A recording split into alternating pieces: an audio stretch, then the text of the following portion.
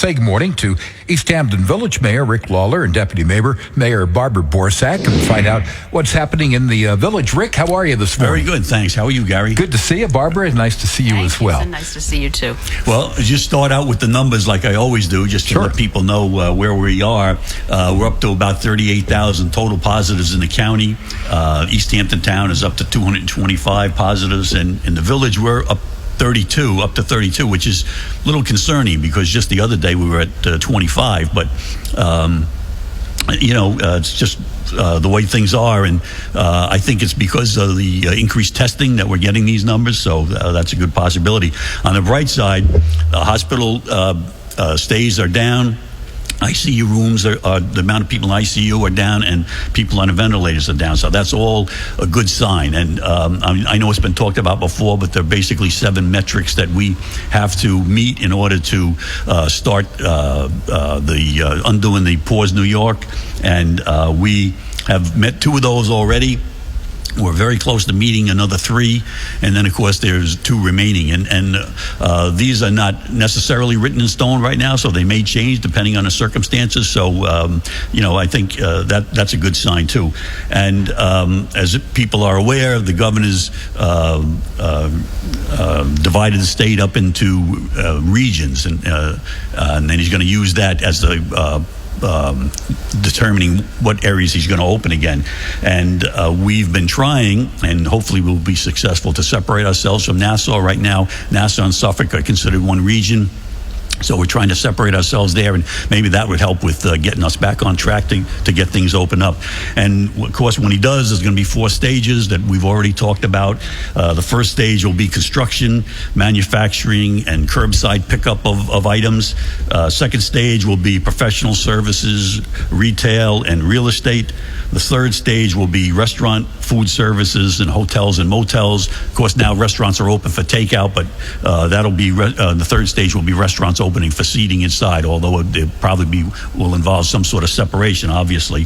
And then the last stage will be arts and entertainment, recreation, and education. So we're all anxious to get to that 4th stage, I know, and hopefully that will be sooner rather than later, but time will tell on that. In the meantime, we've been meeting with business owners and meeting with the committee that the town has started with business owners, trying to determine what we can do to help our businesses get back on track. And so we'll have more information on that to come. So that's looking promising as well. And with that, I want to turn it over to Deputy Mayor Borsak. She has some information for you. All right, Barbara, good to see you there. We got our almost winter and late fall clothes back on today. That's right. It's a little cooler today. Yeah, I guess. But I don't mind this weather. I actually like it a little cool. So I think what I really want to focus on is the fact I want to reassure the residents that, we are talking regularly with county and state officials. We have, conference calls and emails going back and forth all the time.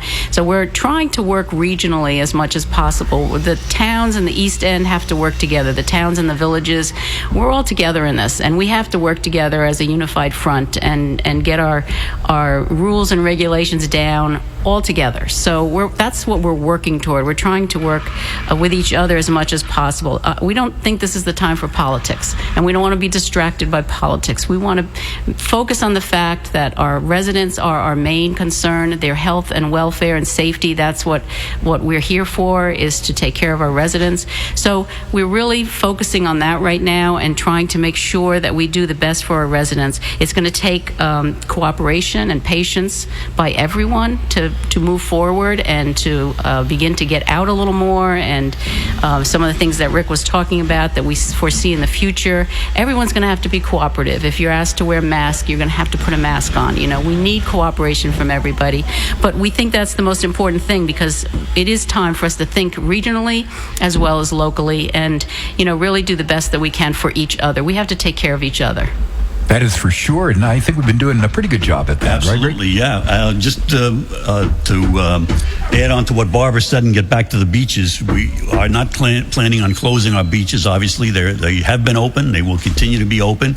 We may limit parking in some fashion, and we have been doing that. I just want to remind everybody that our seasonal permits kick in on May 15th, so we'll be enforcing that starting May 15th. But when they go to the beach, they'll have to get used to things a little bit differently. In other words, we'll be doing the separation, obviously, the social distancing.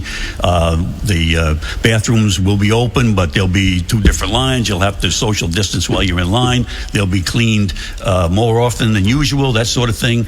And we may do something. We're talking about doing something about leaving some more spots close to the end of the road for elderly people that may not be able to walk too far, and then maybe cordon off an area of the beach close to the road end so that seniors can sit in that area and not have to walk too far to get to a spot on the beach. And the disabled as well. Residents as well. So, yeah, and in addition to that, I just want to bring up again, I spoke last time about the East Hampton Historical Society and how they're looking for memorabilia that's pertaining to the virus. So that includes any stories that you might have. We're going to contribute our social distancing signs and that sort of thing. So if anybody has any memorabilia associated with the virus, just contact them at easthamptonhistory.org, and they'll give you instructions on how to get that. I already picked out my favorite mask to take. I'm sure we're going to see quite a few of those. Yes, that's for sure. Make sure they have my favorite mask. That's great. That's really good. Oh, and one other thing. I don't know if anybody's been talking about it, but yesterday was National Nurses Day. Yes, and of course this week is National Nurses Week. So if you know a nurse, just let them know how much you appreciate them. That's very important. Right, and we're doing that with our thank you song every night at 7. We took our rolling roadcaster to Stony Brook Southampton Hospital last week, and tomorrow night we're going to bring it over to the PBMC Medical Center in Riverhead to honor the crew over there. That was great. That was really and nice. Greenport is on our list for next week. Great. So. Excellent. But if you see a medical worker, a lot of people involved, all those on the front line, and give our appreciation out to them.